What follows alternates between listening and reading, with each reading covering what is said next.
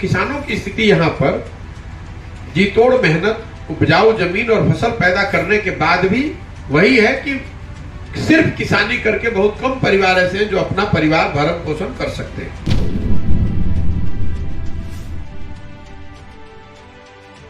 बहुत कम ऐसे स्कूल हैं जहां पर कि बिल्डिंग, शिक्षकों और छात्रों का समायोजन हो।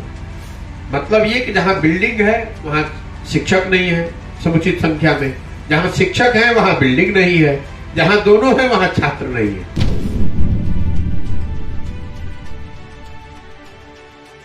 चिकित्सा व्यवस्था को लेकर जितना कम कहा जाए उतना ही ठीक है, लेकिन जिन गांवों में मैं गया, जिन पंचायतों में गया, वहां मुझे कोई फंक्शनल अस्पताल ऐसा जिसमें भीड़ लगी हो, डॉक्टर हो, व्यवस्था हो, ऐसा दिखा नहीं।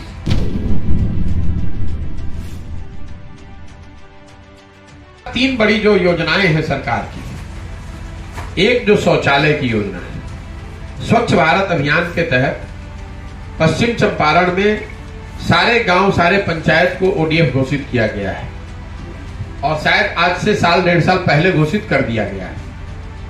लेकिन जब मैं पैदल चल रहा हूं तो आपको बिल्कुल विश्वास से यह बता सकता हूं कि शायद ही कोई ऐसा गांव है जहां पर बिना नाक पर गमछा बांधे आप निकल सकते हैं। दोनों ओर खुले में शौच हर गांव की आज सच्चाई है। जब आप वहां लोगों से पूछते हैं कि शौचालय बने नहीं या बने हैं, लोग प्रयोग में नहीं ला रहे हैं, तो ज्यादातर जो बात समझ में आई कि पश्चिम चंपारण में बहुत सिस्टमेटिक तरीके से 2000 से 6000 रुपए शौचालयों को बनाने में जनप्रतिनिधियों और अफसरों के द्वारा लिया गया है और ये पेपर पर ही शौचालय बनाए गए। बहुत बड़े पैमाने पर लोगों को 12000 रुपए दिया गया, या यूं कहिए कि 2 से 6000 रुपए लोगों से लिया गया, बदले में उनको 12000 रुपए दे दिया गया। पेपर पे शौचालय बने, ओडीएफ के सर्टिफिकेट जारी कर दिए गए।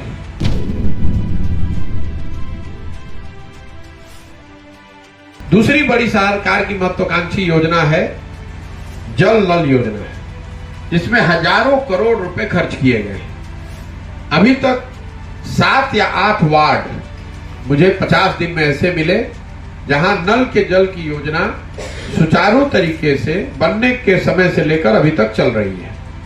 ये संख्या पहले मैंने 3 बताई थी, फिर 5 बताया, अभी 8, क्योंकि सारे पंचायतों का मैं एक संकलन भी करा रहा हूं। तो 7 या 8 ही वार्ड हैं जहां लोगों ने बताया या हम लोगों ने देखा कि नल जल योजना सुचारू तरीके से बनी है और चल रही है। बाकी जगह पर कहीं नल है तो जल नहीं, जल है तो नल नहीं, या तो बना ही नहीं या बना तो फिर बन के बिगड़ गया।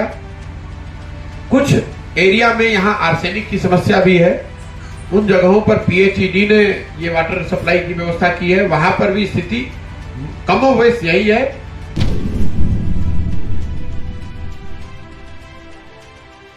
तीसरी जो बड़ी बात यहां पर है वो आवास को लेकर, प्रधानमंत्री आवास योजना, इंदिरा आवास योजना को लेकर बड़ी योजना है।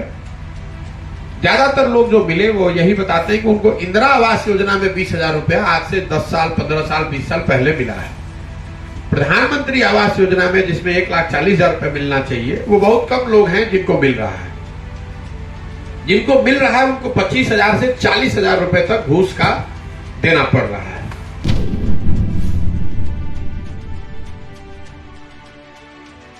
भ्रष्टाचार का आलम यह है कि वृद्धावस्था पेंशन में जितने लोगों से मैं मिला, करीब करीब उसमें 60 से 70% लोगों ने बताया कि जो 400 रुपए मिलते हैं, तो पहली बार जब उनको वृद्धावस्था पेंशन मिलना शुरू होता है तो उसमें 200 रुपए लिया जाता है और हर महीने उस 400 रुपए में से भी 20 रुपए पीसी के तौर पर काटा जा रहा है।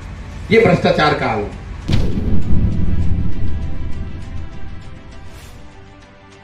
बिजली हर जगह जरूर आ गई है, हर गांव में जहां पर भी हम लोग गए बिजली दिखी, पोल है, तार है, बिजली जल भी रही है। लेकिन उसके साथ बिजली बिल की एक बहुत बड़ी और विकराल समस्या समाज में हम लोग को सुनने को मिली। लोग बता रहे हैं कि 2 बल्ब जलाएं या 3 बल्ब, 2 पंखा चलाएं तो भी उनका बिल 5,000 से 60 से 70,000 तक वाले बिल के लोग हमें मिले रास्ते में। कोई ऐसा गांव नहीं है जहां पर 10, 20, 25, 50 लोग गलत बिल आने के लिए दौड़ नहीं रहे हैं, या जिन्होंने शिकायत नहीं की, या लोक अदालतों का चक्कर नहीं काट रहे हैं। कुछ गांवों में ऐसे भी लोग मिले जो जिनका बिजली का कनेक्शन काट दिया गया है। कुछ ऐसे भी लोग मिले जो बिजली के कनेक्शन के काट दिए जाने के बाद गांव छोड़कर भाग गए हैं क्योंकि उन पर फौजदारी का केस कर दिया गया है। ग्रामीण सड़कों की जो स्थिति है, जिन सड़कों पर हम लोग चले हैं, हम लोगों ने वीडियो भी जारी किया है और उसका और दूसरा तीसरा वॉल्यूम भी हम लोग जारी करेंगे।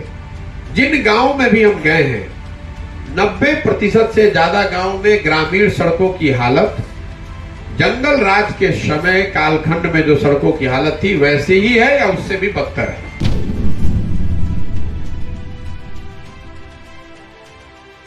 सोच ये है कि बिहार जो देश का सबसे गरीब और पिछड़ा राज्य है, उसकी जमीनी हकीकत को और करीब से और गहराई से समझा जाए कि आखिर ये पिछड़ापन, आखिर ये गरीबी, आखिर ये शिक्षा, आखिर ये बेरोजगारी, ये ध्वस्त व्यवस्था क्यों है।